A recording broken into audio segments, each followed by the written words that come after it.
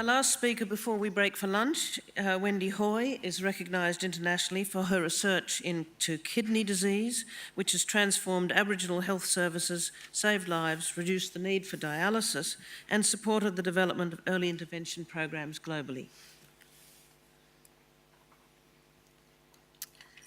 I'm honoured to be elected to your society, and I thank the person who nominated me and you all for your vote. I do want to recognise and give my respects for the traditional owners of this land.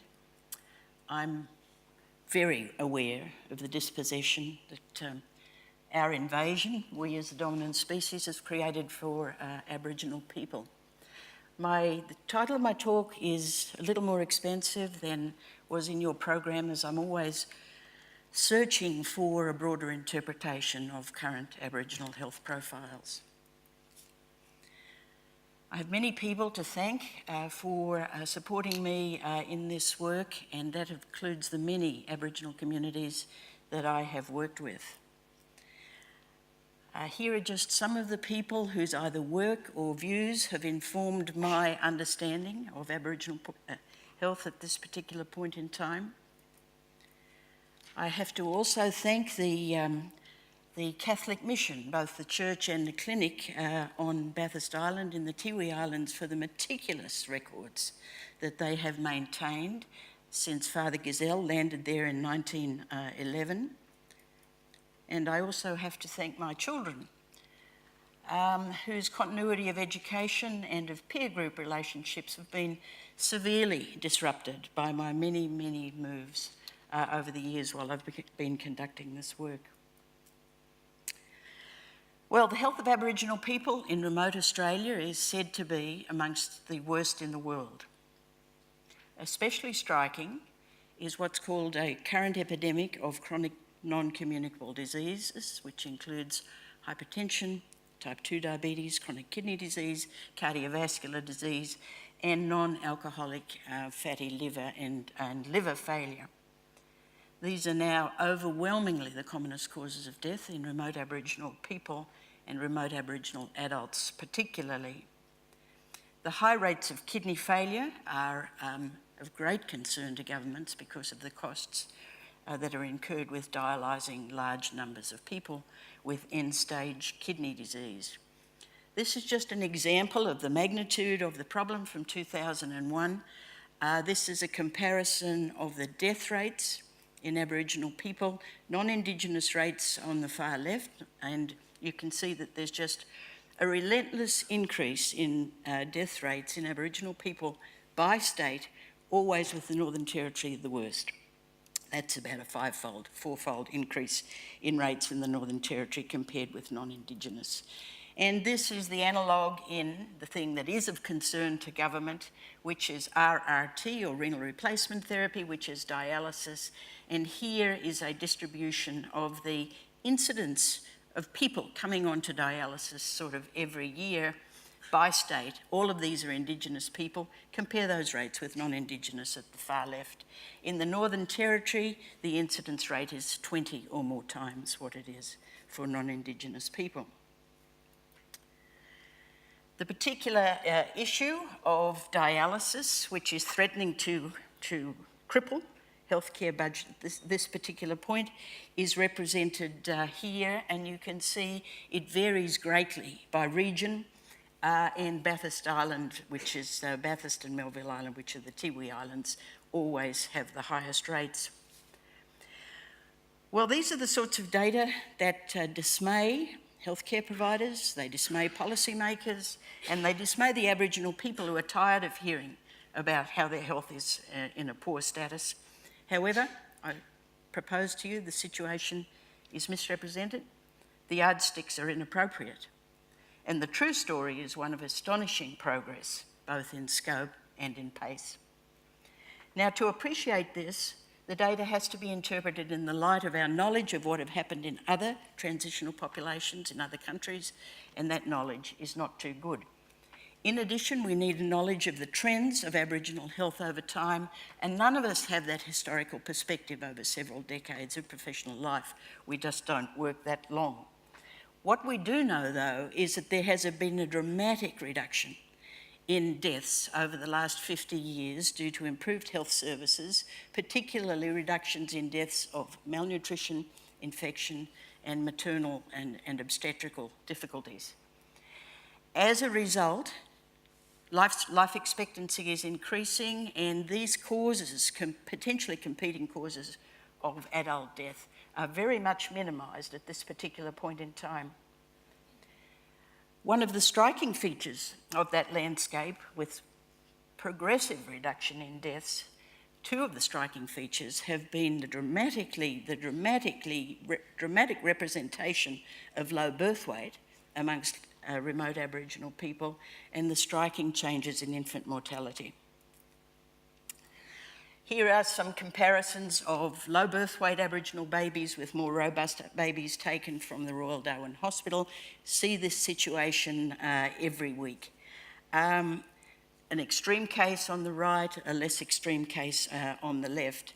This is thought to be due to multi-generational malnutrition of the young mothers, and the fact that they live in an environment of chronic inflammation and infection. It's not hard to imagine that these tiny little babies who are somatically stunted also have impaired development of their internal organs, which includes liver, kidney, cardiovascular system, and ultimately, of course, brain. Now, these low birth weight kids traditionally, historically, have had higher infant mortality in the first year of life, higher childhood mortality in the first 15 years of life, and if they survive to adult life through all those threats, Barker has proposed for many years that they are susceptible to chronic disease. Chronic non-communicable diseases, exactly the ones that we are interested in. We have demonstrated in the Tiwi and other populations that's exactly right. Modelling parameters of health in adults against birth weight demonstrates that the Barker hypothesis applies for cross-sectional profiles in adults in these settings. But what has also happened, there's been a dramatic reduction in infant mortality over 3 decades starting in the 60s, induced by those improvements that I described to you, but also protocols of resuscitation introduced by Alan Walker there, who arrived in the Northern Territory 1964. Perhaps it's not surprising that about 20 years later, chronic disease started to increase, for which I've represented there the rate of renal replacement therapy. Well, I've commented on the lack of good data. I've been able, to some extent, to get around that by focusing a concentrated study on the Tiwi Islands. The Tiwi Islands have a set of records that are really probably unparalleled in the country. We've been able to review records of all the deaths in the community since 1960, all the dialysis starts, all the birth weights that have ever been recorded, and been able to abstract the charts of everybody that I have examined on two consecutive occasions, and we've got up to 16 years of longitudinal data on those people I've examined twice. The data in the Tiwi confirm what we saw with the infant mortality, just a dramatic minimisation of infant mortality over 3 consecutive 10-year periods starting in 1956. And within each interval, where there were discernible rates, the lower birth weight babies in the blue had higher death rates than the normal birth weight babies. But most infants now are surviving into childhood rather than dying. Here's the deaths of children in the Tiwi population, and you can see once again just a dramatic reduction in mortality of children. And in the first interval where there were measurable rates, you could see again that the low birth weight children died at higher rates than the normal birth weight children, but by the end of that interval, there were almost no children dying at all. Thus, most infants, most children are surviving now into adult life. However, their course during their infancy and childhood is not trouble-free. There's still malnutrition, inflammation and infection and growth stunting and so forth is still a terrible problem. I've represented that by a story that attracted Time magazine's attention, and also by charts that I've abstracted just showing the frequency of clinical presentations of infections in various organ systems over the first 15 years of life. So they get to adulthood, but with a compromised health status preceding it. There, however, we have been able to demonstrate that they evidence the Barker hypothesis. Here are the adult death rates, the 61 deaths we have to this particular point, of people born in those 3 consecutive 10-year intervals.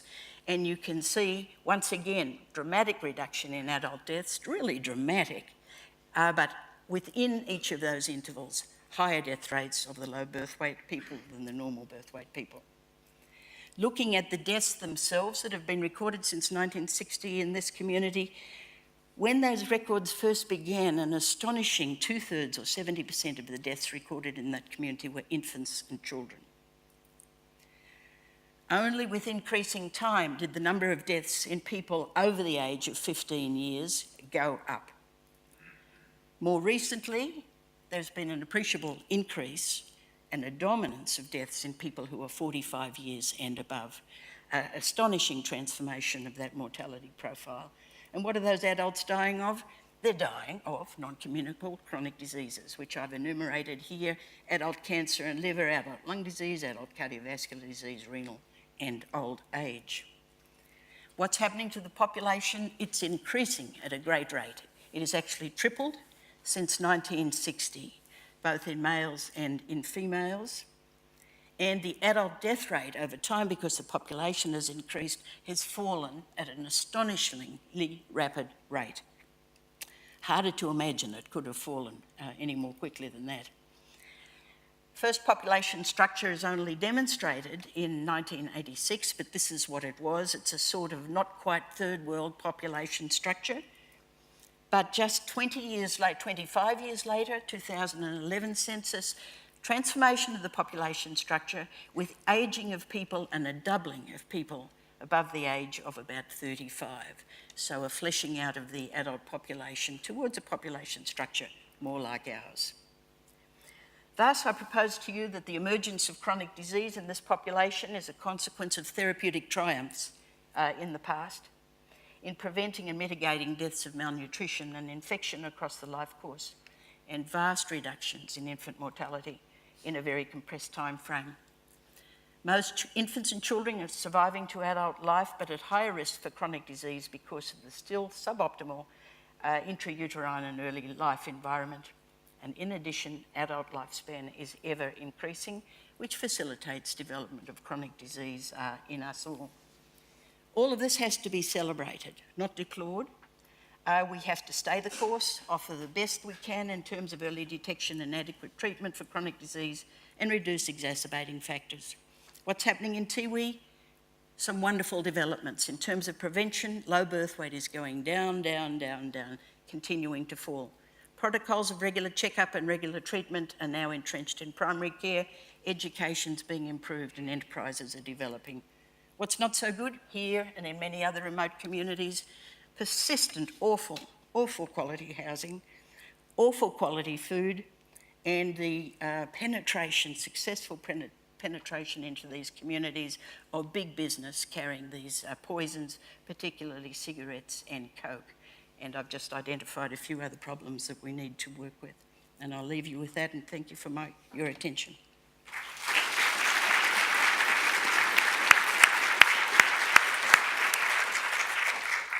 Thank you very much. Questions, please.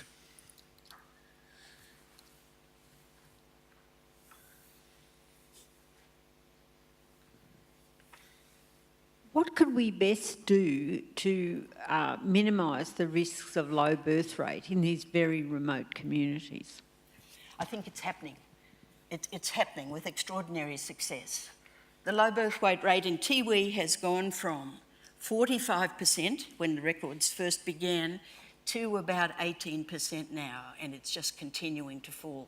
So the protocols of maternal and child care specifically, and better nutrition and stopping the smoking and stopping the alcohol use and so forth, are working and can continue to work.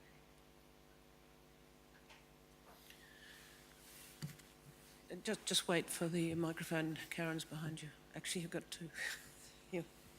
Yeah, so are the Tiwi Islands representative of the wider Aboriginal community? Yes, they most certainly are. They're not different in any health profile. They got this epidemic of chronic disease earlier because they were one of the first to be colonised. 1911 is when the Catholic Church moved there, whereas most of the other remote communities was in the 30s, 40s and 50s. But we can see that other communities are on the same trajectory. And rates of renal failure even, that used to be the highest in Tiwi, have now been overtaken by other communities.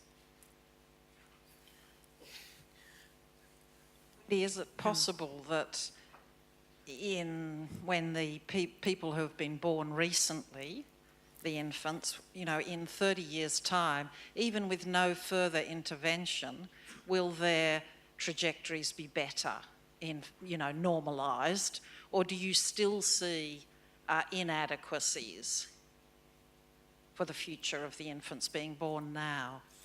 Well, when you live in environments like that I showed you, there will be health effects. And even if birth weights come up to be comparable with non-Indigenous birth weights, you're dealing with a squalid environment, with terrible food and with lack of opportunities, and all of which influence your health profile. One last quick question, Eugenie. Is the incidence of diabetes rising in the Tiwi, and will that be an amplifier effect on renal disease? Yes, it most certainly will.